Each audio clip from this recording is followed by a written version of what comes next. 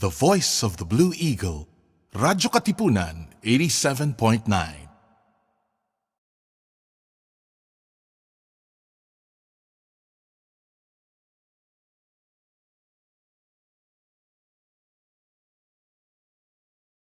Radyo, radyo, radyo, radyo, radyo, radyo, radyo, Katipunan, radyo, Katipunan, radyo, Katipunan, radyo, radyo, radyo, Katipunan, radyo, Katipunan. The Voice of the Blue Eagle, kami di mapipigil sa pagbabalitang tumpak at tama. Buhay atin sa labas ng eskwela, ating ibibida lahat ng eskwela.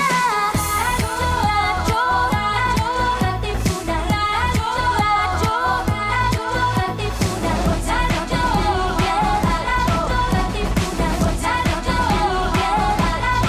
Katipunan. Kawal ni Ignacio, Katipunero, sugo, todo sa kayod, tunong at tulong. Ipag the Blue Eagle, galing, hiting at tigil.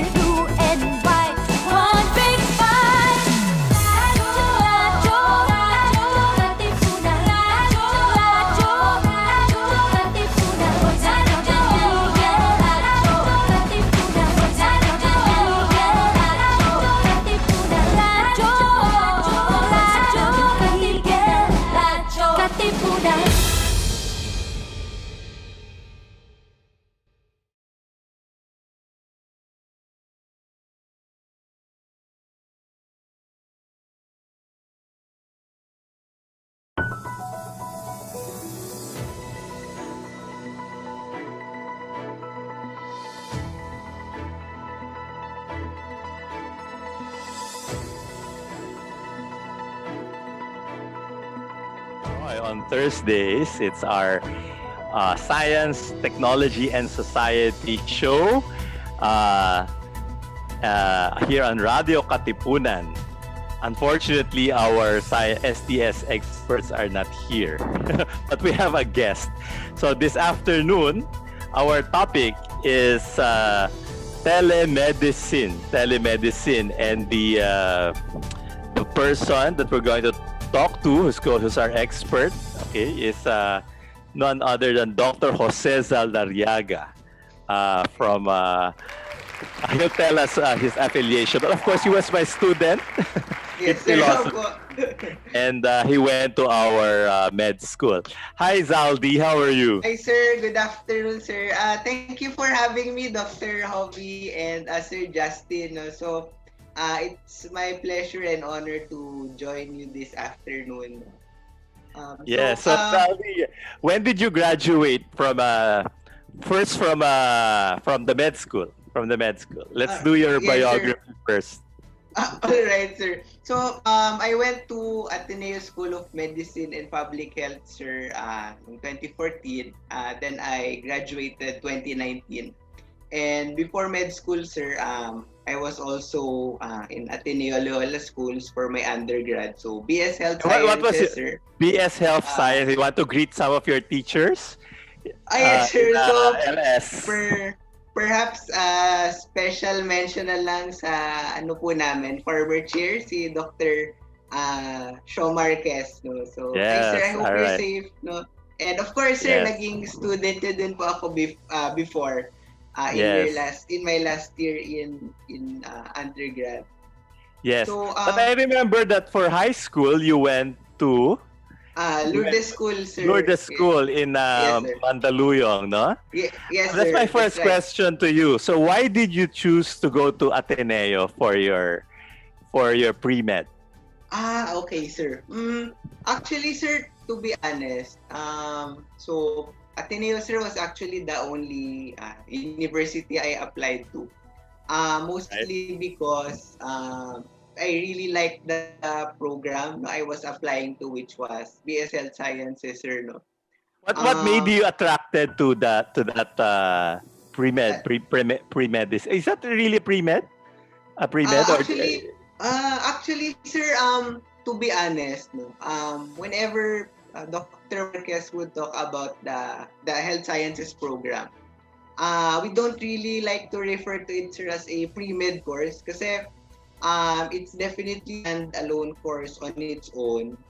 And actually, sir, many graduates of our course also went into different non-clinical fields of medicine. So, some of my batchmates, sir, from my batch in health sciences went to public health, no, to government work.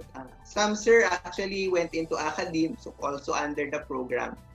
And actually, sir, looking back, that was really the deal breaker for me. After high school, kasi sir, I was looking for a course which was, I guess, multi-dimensional. Back then, kasi sir, of course, my plan was really to go into medicine, but I wanted to learn not just about medicine or about human health per se. And Right. I was talking, sir, to a lot of my cousins. So two of my cousins kasi, sir, went into Ateneo then. Yeah. Since you already mentioned sorry. your family, maybe you can. Yes, sir. You want to greet your dad? Yeah, all right, sir. So I think my dad is listening, or maybe So here, your later. dad is Hi, none sir. other than. So Josel Dariaga, sir, is my father. Pero sir, he's from Lasal. So yun nga lang. Pero So that's why it's you are also perfectly very. You are very at home speaking in public. I guess so, sir. Pero to be honest, it's always a terrifying experience for me. But I also like the experience naman. All sir, I right. guess. But I wanted to ask you whether the Franciscans, because Lourdes School is run by the Franciscans, right? Yes, sir. Yes, sir. Did you That's have right. a strong science training in because I know that you're a very good student, you know, one of my best Hindi naman, students. sir. But But did thank you have a good science training in Lourdes School? And I know another person who went to Lourdes School was Mr. Calasanz.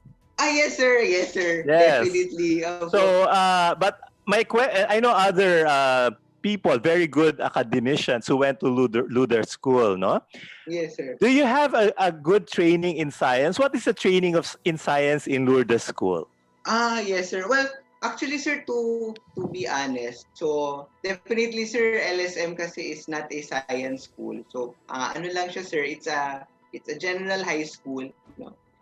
Pero I guess, sir, we have honors class kasi and stuff like that. So, pagka, sir, yung student may mahilig sa science or may inclination to math, etc.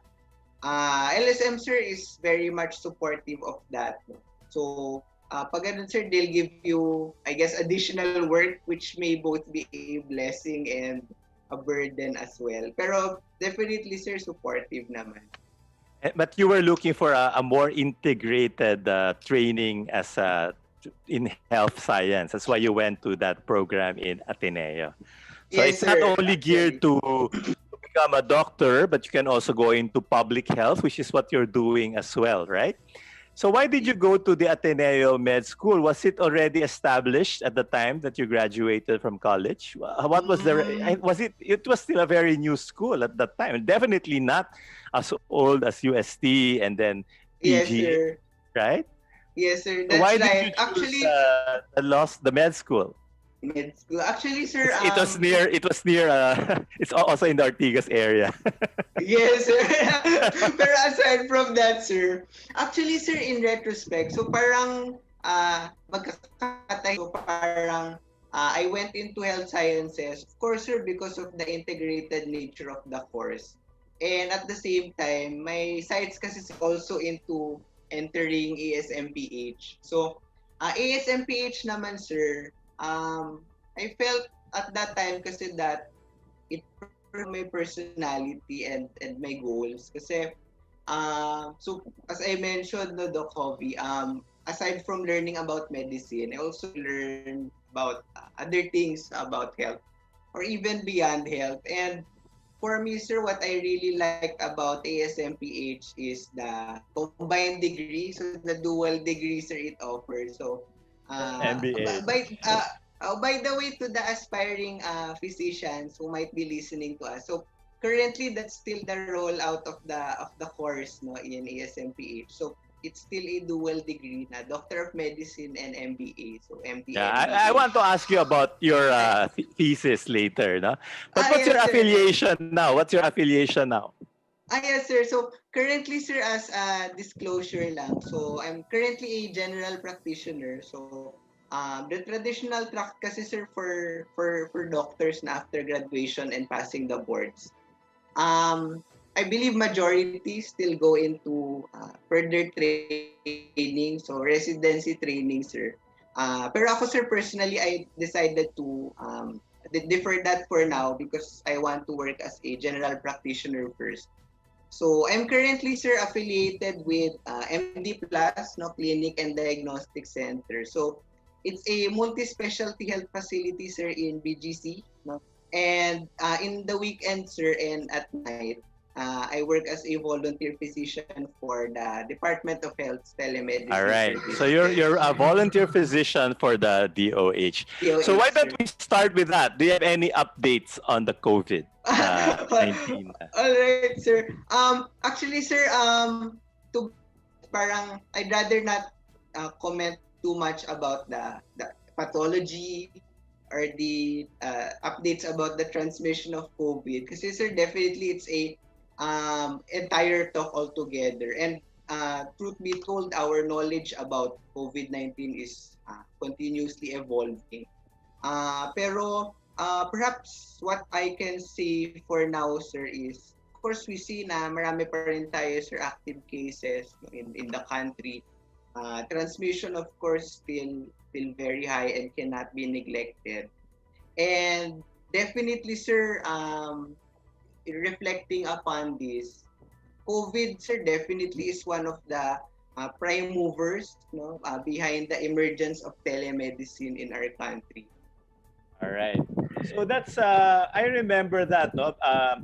Also, maybe you're not aware. I'm very close to doctors because I was taking care of my mom for 5 years, no. So Yes, sir. I'm the one also talking to the doctors.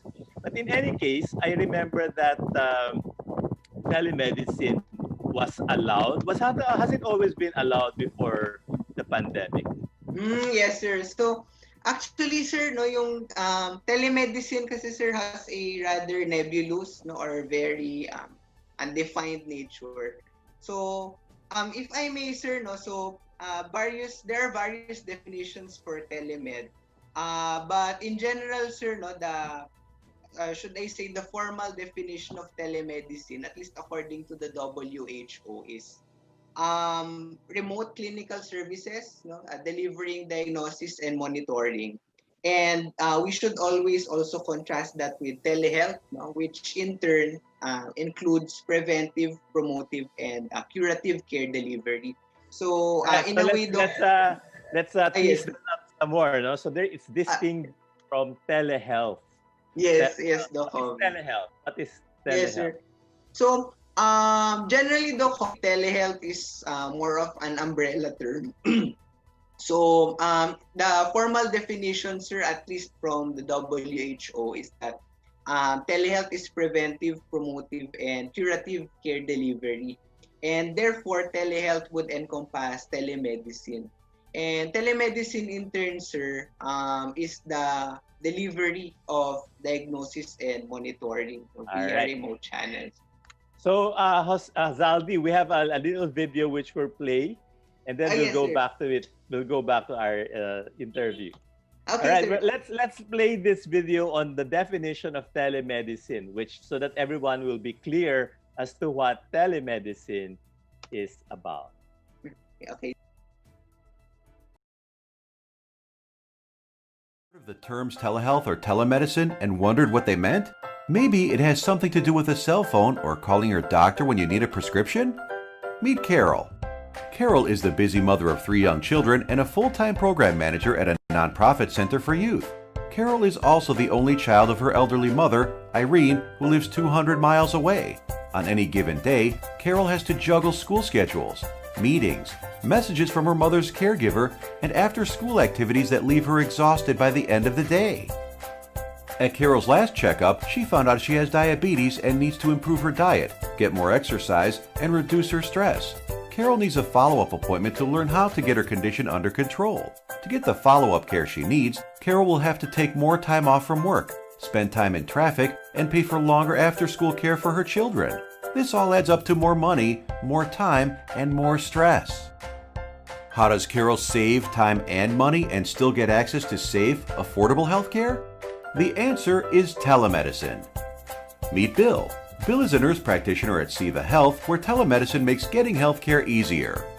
Using a simple internet connection on her phone, tablet, or computer, Carol talks face-to-face with Bill and starts learning how to count carbs, measure proteins, and interpret food labels to create healthier meals for herself and her family. Bill uses creative charts to design a fitness plan that works for Carol's busy schedule and even shares videos on meditation to help lower her stress. Bill also uses telemedicine to connect with Carol's doctor and report her success week by week.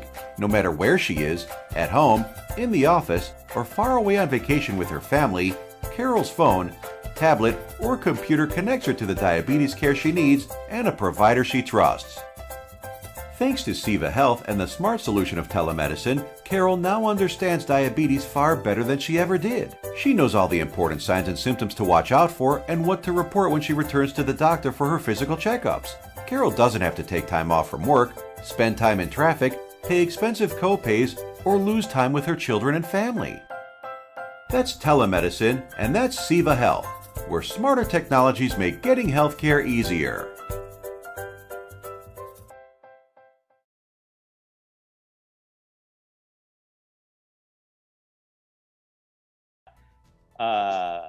Phenomenon, no? Telemedicine. And from one of the sources that I watched before the show, apparently it is a phenomenon that started way back in the 1950s. Yes, And sir. it was to provide, do you have information about that, when it started, telemedicine? In general, the COVID, no, so for our local setting, so telemedicine kasi sir in general can range from something as simple as doing consultations via a telephone or via a text message, to the up to the use of what we call instant messaging software apps like Viber, Messenger, and so on. And then of course to the more sophisticated platforms like doing telemedicine via telemedicine service providers, no, which perhaps we later. So in general, the hobby, at least in our local setting, as far back as when text messages were being used to conduct consultations, then definitely sir, medyo matagal na yung telemed even before no the COVID pandemic arose. I see. So apparently, since the 1950s, telemedicine has been practiced in the US. But in the US kasi, there's a legal definition of telemedicine, which I will ask you if it applies in the Yes, sir. Philippines. It is telemedicine, as you said a while ago, is different from telehealth, because telehealth can be practiced even by nurses or any kind of health provider that would think of the welfare of a patient. But telemedicine can only be practiced by a doctor, I suppose. Yes, sir. Or in general, sir, aside from doctors, pwede din naman, sir, technically nurses, All right. rehab, physical therapists, and so on. As long as, sir, by definition, the intent is either diagnostics or therapeutic. No? So, Ayun.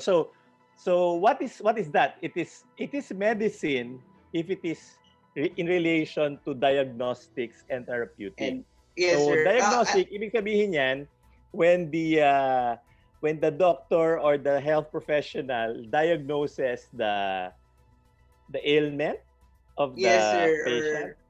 Yes, sir. So, as an example din of the COVID, so I'm not sure if we're able to do it in the local setting, but in the United States, sir, and in Canada, for example, so some patients who are homebound, so for example, sir, mga stroke patients or have difficulty ambulating, some of the stroke centers, sir, actually use telemedicine platforms to follow up the stable patients at the comfort of their own home. So right. sometimes, sir, no, based from the studies I've read, the rehab doctor, no, they get to interact with the patient, and the physical therapist sometimes also converses and follows up with the patient. Now, Tapos, sir, with, yes. does it apply in the Philippines? Kasi in the US daw, it's only telemedicine if it is a video consult. Yes, sir. Video-based Oo. consult. Does that apply in the Philippines? Actually, sir, sa Philippines, so yung utilization, sir, of video consult in telemedicine is actually what we call synchronous video telephony. So, synchronous video telephony, sir, is the technical term. But actually, sir, telemedicine, get to borrow from the definition of WHO. It can actually encompass other non-video formats. So, for example, the COVID. So, we've had a talk under Nestle, no, among a few pediatricians last month. 83%, sir, actually of physicians in the Philippines practicing telemedicine are actually simply using IM software apps, no, doc. So actually consults via Viber, Messenger, and via Zoom, no, if video yung preferred, sir, nung physician and patient. All right. I'll go back to that later, no? So it doesn't necessarily apply in the Philippines kasi sa US yata that is the law. No? So there's yes, the sir. World Health Organization definition of telemedicine. Yes, sir. But the other side of it, telemedicine lang daw siya if you get paid for it. Is that necessarily true also in the Philippines? All right, sir. So actually, sir, for our setting, it's also not really the case, no. So as an example, sir, no, the most concrete example of that is the Department of Health, sir, since March or April has been calling volunteer physicians, who include myself, no, to be part of its telemedicine services pool. And actually, sir, the services we offer to our patients, no, are actually for free. And actually, sir, it's very good, sir, na bring up natin. Most physicians, sir, no, when it comes to telemedicine, the hesitation really, sir, is will I be able to charge or facilitate some billing, no, despite the fact that I'm not using a face-to-face consultation. So actually, sir, no, definitely, sir, it can still be done. Most especially if the telemedicine, sir, being utilized is via a telemedicine platform. So I'm not affiliated with the service providers. Pero for example, sir, no, so DOH partnered with Consulta MD, CU Doc, no, and other telemedicine service providers.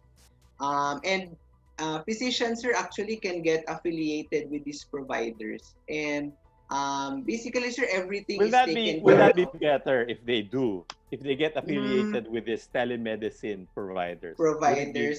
Would it be better? Okay. Or okay na yung nagva-Viber or they do it on their own Zoom or their... Yes, sir. So actually, sir, borrowing from the talk, no, which we did with Nestle a month ago. Mostly, sir, it's a function of the patient load. So in general, sir, if the patient load is not too high, so technically, sir, it would depend on the physician. Pero for example, if the online consults are occasional lang naman, sir, so maybe 1 or 2 per day, definitely, sir, IM software applications like Viber, Zoom, etc. would suffice.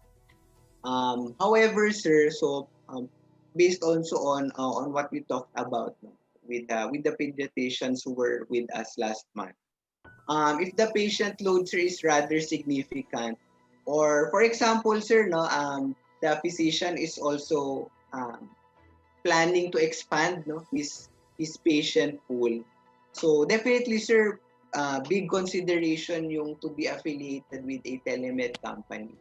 So, as you can well see, I can already sense that unlike other doctors, you are savvy, the business savvy. Because that is a problem with some doctors. They were not able. That's why they go abroad. They choose to practice medicine abroad. And if they did practice in the Philippines, they didn't know how to grow to run it as a viable practice, and that's the problem before. I think I know Yes, sir. somebody who ended up as poor as a mouse because syempre libre, ano naman yung puso niya as a doctor. Yes, sir. But so they were not able to grow their practice, and that is a big problem. If we want to keep our doctors, they should be able to have a viable practice in the Philippines, right?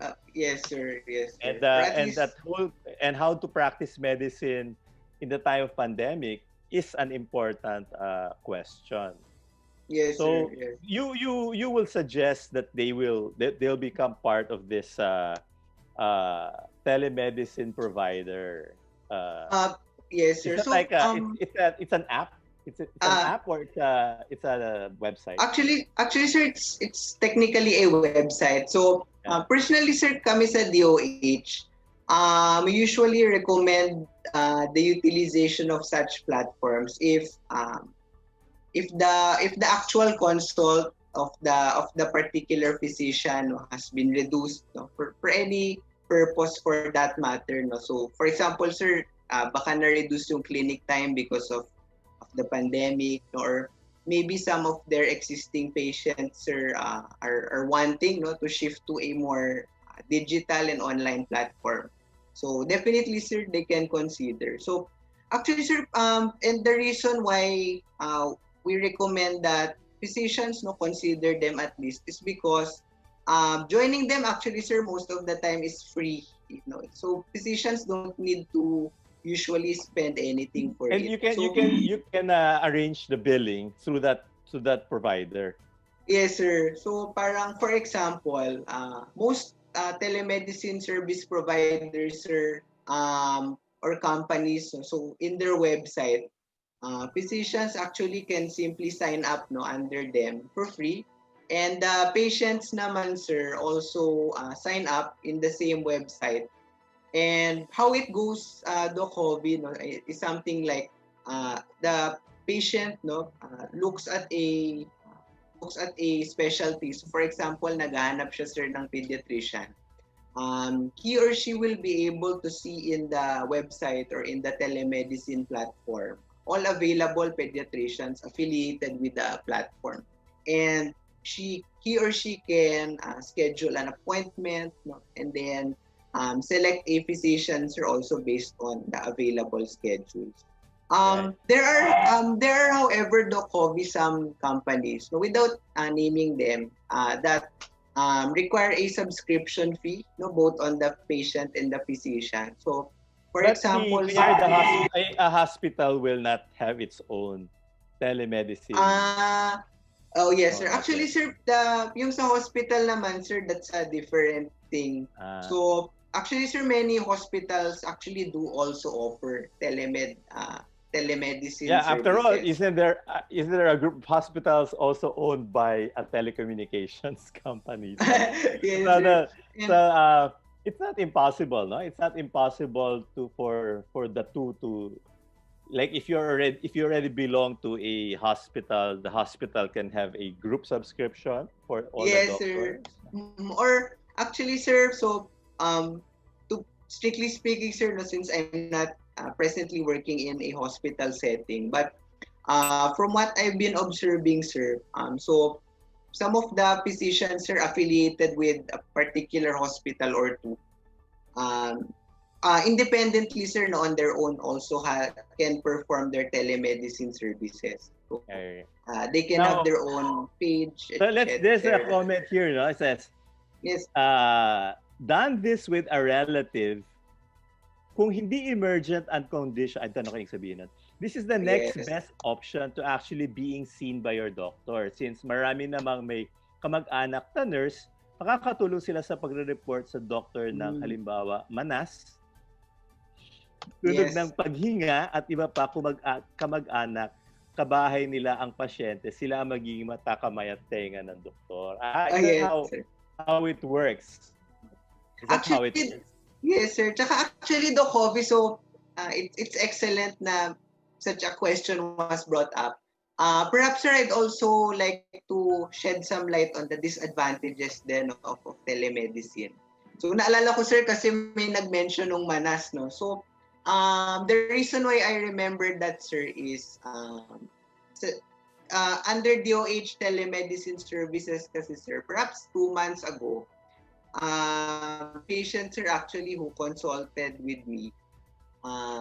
He is a known caser of heart failure, no? Tapos when the lockdown started kasi, sir, basically what happened was he ran short of his supply of maintenance medications, and eventually, sir, his condition got worse, no? So nagmana, sir, yung paa. Tapos when he consulted, sir, with me, his complaint actually was difficulty breathing. So at that moment, sir, of course, sir, the only advice I was able to give was much better talaga, sir, na pa-emergency room na siya. Especially since nag-edema na siya, tapos he's already having difficulty breathing from, most likely, sir, from the heart failure, no, being not in control anymore.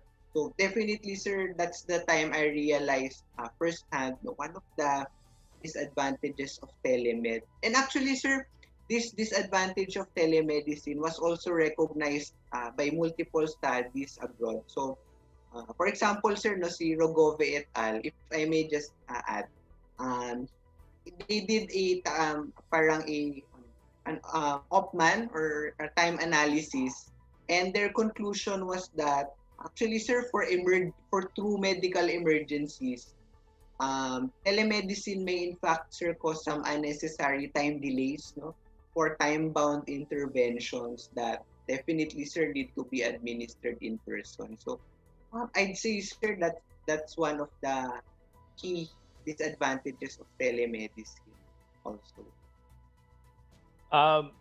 Yun yung tatanungin ko sa'yo, di ba? The Yes, sir. doctor would usually check your what's this? Your use the stethoscope. Would Yes, have to sir. check Yes, sir. you, no? So how is it possible sa telemedicine kahit Yes, sir. video-based siya? So yun, sir, unfortunately, marami, sir, physical exam maneuvers, sir, which we cannot do, no, via telemedicine. So inspection wise, sir, no, or visualization of, for example, rashes, or for example, sir, we have a volunteer ophthalmologist in DOH. Pagka, sir, meron kami patient na may eye complaint, so we refer to this particular doctora. In a way, sir, if super obvious nung lesion, sometimes it will do. Pero for example, sir, if you really want to, for example, auscultate or listen to the breath sounds of a patient, or for example, sir, if you want to determine if the heart is all right, definitely, sir, we can't do that, no, via telemedicine. So actually, Doc Hobby in general, so yung consensus, sir, at least in the United States, telemedicine is best suited for only non-urgent or elective concerns. If in doubt yung patient, sir, whether or not it's an emergency, still, sir, of course, advocated na better yung face-to-face or actual consult. So what you're telling me is that it's the choice of the patient. In a way, sir, or at least, sir, it starts with the patient first. No? So parang yung nangyari dun, sir, sa patient ko before na may heart failure, perhaps, sir, sa end din niya, maybe he was unsure whether it's already an emergency or not, or if sufficient na yung telemedicine platform alone to diagnose and manage his condition. Kaya lang, of course, sir, no, para din for the welfare of the patient, for such medical emergencies, definitely, sir, hands down, better pa rin na face-to-face consult. So how do you like what are the benefits naman if you Yes, sir. do telemedicine? All right. So, actually, sir, since parang na-bring up din natin kanina, so, yung telemedicine kasi, sir, was brought into prominence when the COVID-19 pandemic arose, no? And, of course, sir, the most obvious advantage is that it can reduce the exposure to COVID-19 among other infectious diseases, no, to which the patient and the physician may be exposed. And of course, sir, telemedicine also abolishes costs of transportation to and fro an actual healthcare facility. So, as an extreme example lang din do, Kobe, no, in relation to this. So, the National Telehealth Center, sir, of the National Institute, UP Manila, is actually, sir, assisting the DOH. One of their programs is that NTHC equips its doctors to the various with e-health and telemedicine tools. No? So, for example, sir, if a particular physician or remotely located has an X-ray done for a particular patient, pwede niya, sir, send yung X-ray, for example, to a radiologist, no? Stationed in Metro Manila, and they can coordinate with each other, no, with regards to the patient care. So for And more then- specialized cases, they can just send the Yes, image, sir. the imagery. The The email, imaging. yes, sir. Yeah. So, sa US, sir, the term for that is teleradiology. Tapos, although I'm not sure, sir, if we're able to do that, in Western countries, sir, emerging discipline din, sir, yung teledermatology. So, yung skin kasi, sir, no, of course, barring a more thorough inspection via the tools of a dermatologist. Definitely, sir, if rashes or very visible yung lesion and there's no other dermatologist in that particular area. Sa US, sir, what some of the rural area or rural doctors are doing is they send the photos to a mainstream, to a mainframe rather, and a dermatologist, sir, located elsewhere sees the lesion and makes recommendations.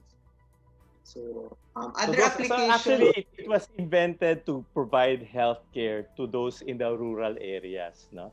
That's Yes, what I yes, sir. found out while preparing for this show. Yes, So sir. that's why even in the 1950s, telemedicine was already practiced in the US to provide Yes, sir. healthcare. So that's something also for public health, no? So that the rural areas can have the expertise of the urban centers, no? Yes, sir. So, ang ano ko lang dyan, it's not only because baka hindi ma-stethoscope, ang tawag ba doon? Auscultate.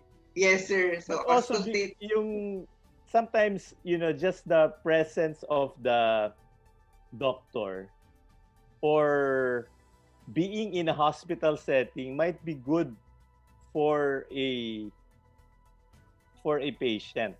Like Yes, when sir, my yes, mom was in her last years, no, sasabihin, dali nyo na lang dito sa rehab, baka maaliw ng konti para malibang.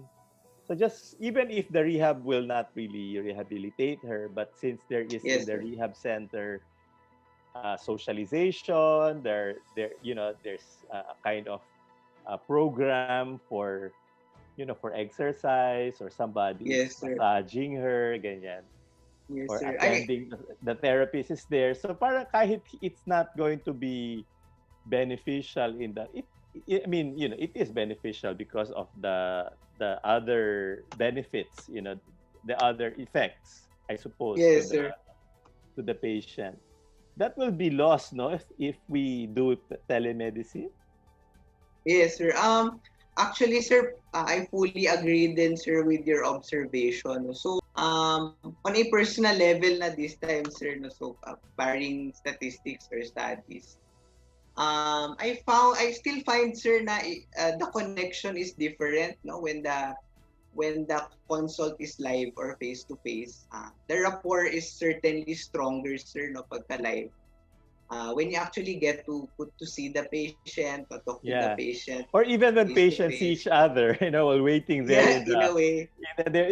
they commiserate with each other. I'm not the only one, pala. So, Yes, sir. Parang may communal yes, culture, sir, of fraternity and care. yes, yes. Yes, sir, definitely.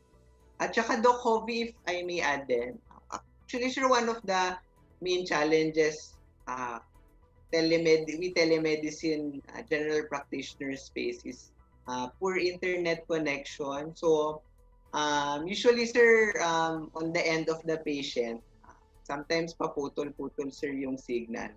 Definitely, sir, it ruins the momentum, and sometimes, sir, some of the data no gets lost in transmission. So, when that happens, sir, definitely medyo unfortunate and sayang. But technically, it is possible kasi, di ba, like, you can just have a blood test done and then the blood test results goes to you and you can make your diagnosis from the blood Mm, test. Actually, sir, some of our patients, no, so before they come to us, no, actually, sir, even in MD Plus, before they go and see the physician, sometimes kasi, sir, on their own, no, nagpapagawa na sila ng tests, no, which they think is warranted. Personally, sir, I wouldn't want naman to comment or judge on that. But of course, sir, ideally, no, the patient should first see a physician, and then yung physician, sir, will be the one to recommend the test to be done. So So, most yes, people sir. do the blood test already and then see the physician. Sometimes, But sir. So you actually, sir, prefer the they see you yes, first and sir. then Ideally, sir, at least. Actually, Doc Hobby sometimes, in a way, appropriate naman yung test na napagawa. For example, sir, we've had a patient, no, in MD Plus na she thinks she has UTI. So, nagpa-urinalysis na siya, sir. And nung nagpunta siya, sir, sa facility, complete na yung urinalysis with results. And actually, meron na din siyang medicine in mind. And then after the history, sir, and physical exam, actually, sir, it is indeed compatible naman with acute uncomplicated cystitis, which is a form of UTI. So in a way, sir, nagtama naman siya doon. Although, of course, sir, in an ideal setting, better, sir, na physician first. And then sometimes kasi, sir, the physician might recommend, no, a different test or additional tests, no, to zero in on the diagnosis. so And Zaldi, is there a different set of questions that you ask if it is telemedicine? all right. Actually, sir, basically the questions, no, chief complaint and health wise, basically the same. Perhaps, sir, yung different lang is the informed consent. So before any patient and physician interaction kasi, sir, so basically, sir, consent is established between a patient and the physician, assuring the patient that, of course, the conversation in confidence, anchored on a fiduciary relationship. Yung difference lang, sir, with telemed is the informed consent as an additional clause, sir, no? The clause specifies who will be in charge with data storage and transmission and protection, sir. So, actually, sir, sa DOH, since we use telemedicine service providers, yung telemedicine service provider, sir, is the one in charge of specifying the name of the company, making sure that the data is secure. So, perhaps, sir, yun yung pinaka-significant talaga na difference, no, when it comes to a telemedical consult, the additional clause in the informed consent. That's interesting. That might give the church ideas on how to do confessions. Yes, sir. But there is also a confidentiality clause for patient doctor-patient relationship. So there just has to be siguro a consent form or something. Yes, sir. Uh, Actually. or a provider, a secure provider that will do that.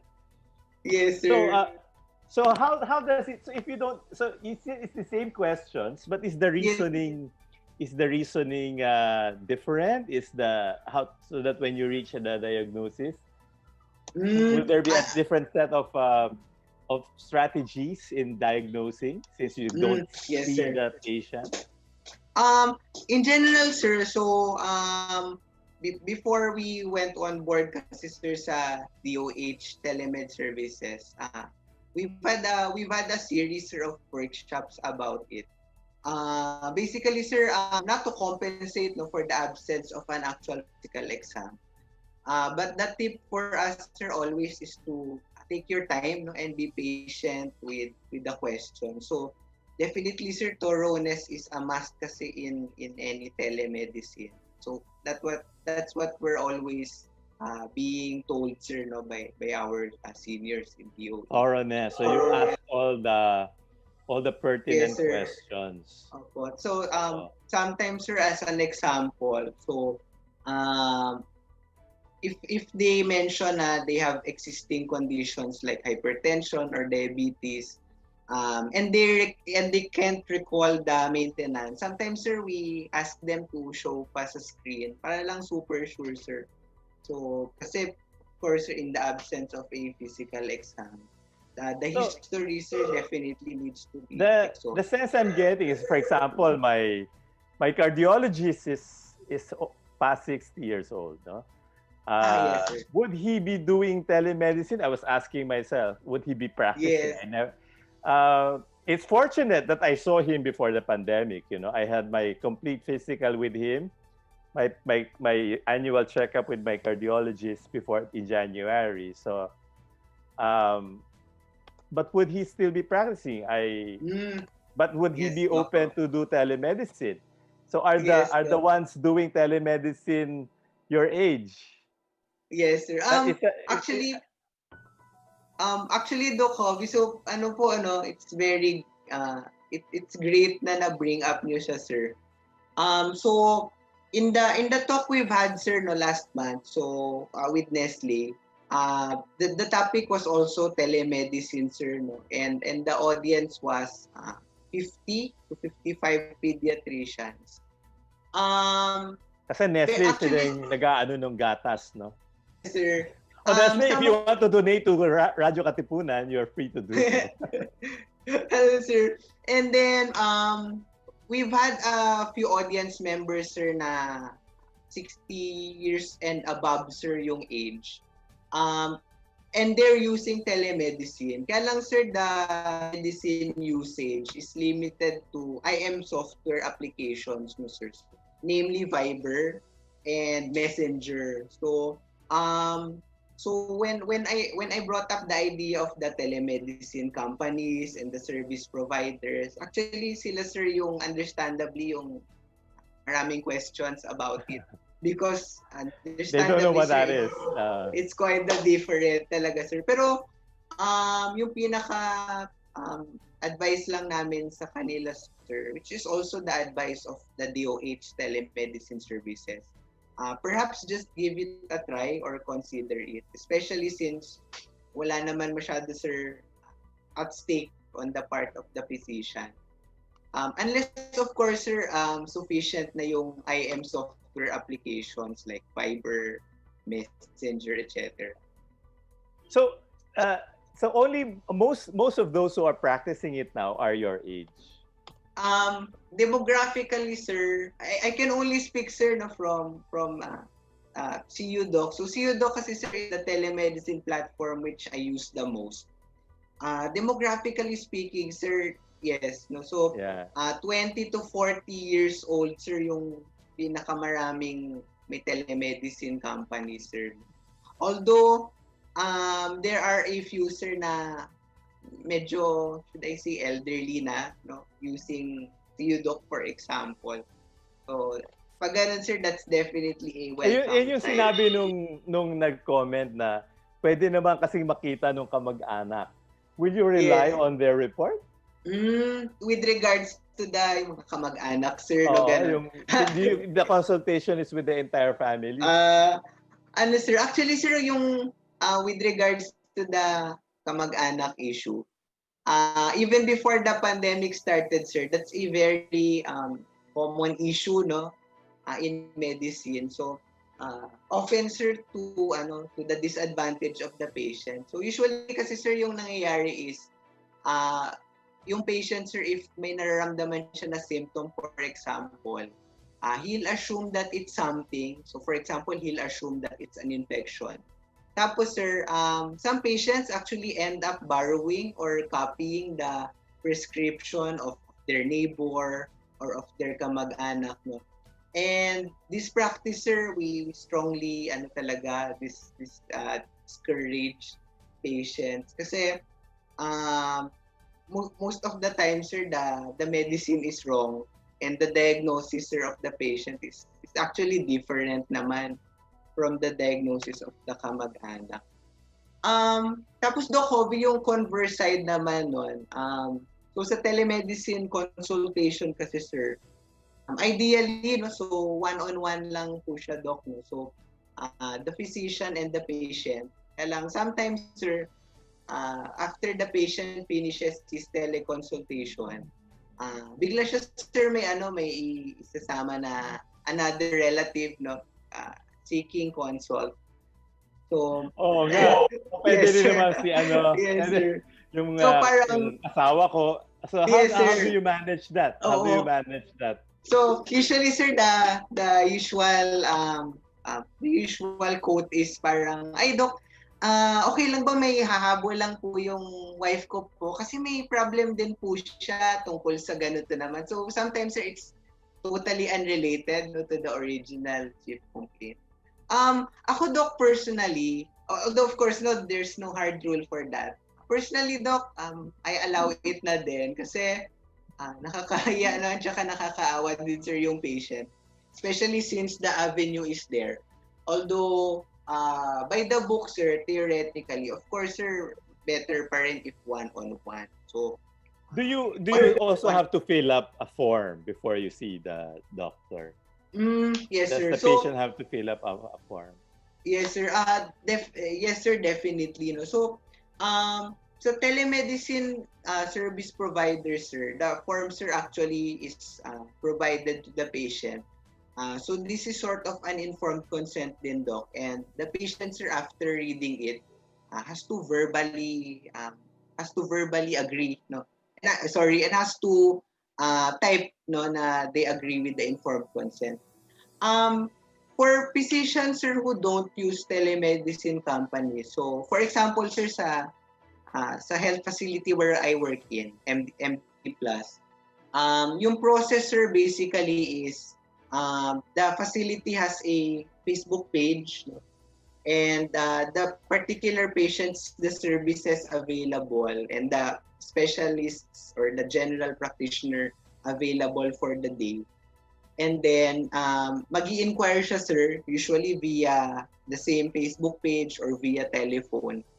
And after the patient agrees, sir, sasendan po siya ng informed consent talaga. So, to which the patient again must agree. So, you definitely, sir, for telemedicine, I would say that the agreement, no, or the informed consent definitely is a must, sir, no. So when you see the patient, the video must be on. In general, sir, actually, it's a preference on the patient and physician side. So, most of our patients, sir, in DOH actually prefer a video consult. So, they like seeing the doctor, tapos sila din po, they show naman their face. But actually, sir, there are a few patients who would just rather use their voice, or some even, sir, actually prefer chat. So, especially, sir, if the concern is rather sensitive. So, in MD Plus, sir, actually, chat yung and you can make a proper diagnosis from a chat. Yes, sir, actually, yes. So, pwede naman, sir, no, as long as clear yung dialogue, no. Of course, sir, again, in the absence of a physical exam. So, So I think, that's the caveat. That's the yes, warning sir. that you give them, that Opo. it is still not an ideal situation. Yes, You sir. still Not parang you will ideal. still tell them, will you still tell them see a doctor in Yes, person? Doc. Hmm. So, actually, Doc Hobby, it's great na na-bring up din siya. Kasi in the first few months, sir, of the pandemic, so, um, Lung Center of the Philippines, sir, no, under pulmonologist Dr. Virginia De Los Reyes, and headed by two of my batchmates, sir, from ASMPH, so Dr. Cabane and Dr. Salindo. They actually set up, sir, what we call Lung Center COVID Task Force. So, basically, sir, it was a telemedicine consultation service, sir, no, for uh, Filipinos who have inquiries, no, about COVID symptoms or about other symptoms they're experiencing. And actually, sir, the platform of that is chat, ano siya, sir, chat lang talaga, no? So, chatbot based siya, sir. So, in general, sir, generally, it worked naman po, no? So, sometimes, sir, an advantage even of chat is if naging mahaba, sir, yung consultation and medyo matagal yung usapan, sir, the physician, sir, actually can just backtrack on the chat, no, and look at the inputted text. All right. As opposed, Doc, to kunyari video consult. Sometimes, sir, we have to ask again a question kasi nakalimutan or na-bury na. Yes. All right. Unfortunately, there are so many greetings yata sa Facebook page natin sa'yo. Kasi my computer is not working properly. Maybe you can just check them yourself, Zaldi, no? All right, sir. Sige. And our viewers, we acknowledge you. Hindi ko lang sila mabasa because my Facebook is not working. Maybe I can see it here. So, Zaldi, Okay. that's the end of our show. You want to give Yes, sir. us your final comments and your final word? Okay, sir. Sige. So, thank you again, Doc Kobe, for having me, and Thank you. pleasure to Thank see you. you We learned a again. lot. We can well see that telemedicine is not is it's a growing field. It's a practice in medicine. It's a very important field of practice in medicine. And there are many Yes, sir. questions that we can still talk about. We can still go into. And Yes, thank sir. you for enlightening us. Yes, sir. It's so heartening when the teacher learns from the Thank you, Doc. student. Tsaka ano din, Doc, maybe a final sentence lang. So, particularly, sir, no, so what we were also told in DOH, no, before we went on board is, it's always best to remind patients, sir, that telemedicine can never replace an actual face-to-face consult. But in cases, sir, where the benefits of physical interaction are outweighed by the risks of what we call the 3Ds, so disease, danger, or distance, then telemedicine, sir, can prove to be a promising alternative. Correct. Yeah. So yes, it's a very bright future. I think in the soon, if the cameras will become more sensitive, maybe it will become possible to really practice telemedicine Yes, sir. without any disadvantages. So thanks, Zaldi. I'll see you. I'll see you in the future. Who knows? Yes, sir. And, Definitely, sir. Best of luck with your practice. I hope that you stay in the Philippines and that, Yes, sir. Definitely. I and will. then and the best of luck with your residency. All right. right, sir. Okay, sir. That's Thank our you po, show this- Doc Hobby. Yes, that's our show this Thank you po. afternoon. I hope you learned many things from our guests about telemedicine. And till the next time on RK Asks. All right, sir. Thank you. Thank you po.